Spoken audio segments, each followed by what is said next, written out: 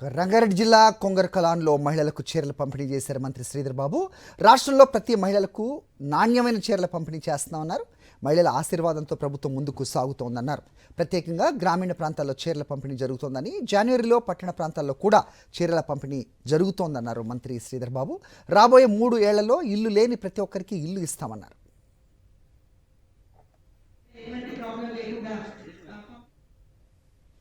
ఇందిరమ్మ చీరల పంపిణీ కార్యక్రమ భాగంలో రంగారెడ్డి జిల్లా కలెక్టరేట్లో మరి మా మహిళా సోదరిమణులందరికీ కూడా ఈ పంపిణీ కార్యక్రమం జిల్లా కలెక్టర్ గారి ఆధ్వర్యంలో మరి మేము మా మహేందర్ రెడ్డి గారు, ప్రభుత్వ చీఫ్ విప్ గారు, గౌరవ శాసనసభ్యులు మల్రెడ్డి రంగారెడ్డి గారు, శంకరయ్య గారు, అదేవిధంగా చైర్మన్లు, మరి వివిధ నియోజకవర్గాలకు సంబంధించిన పెద్దలందరి సమక్షంలో ప్రత్యేకంగా గ్రామీణ ప్రాంతంలో ఈ చీరల పంపిణీ కార్యక్రమాన్ని ఈ రాష్ట్ర ప్రభుత్వం మొదలుపెట్టింది.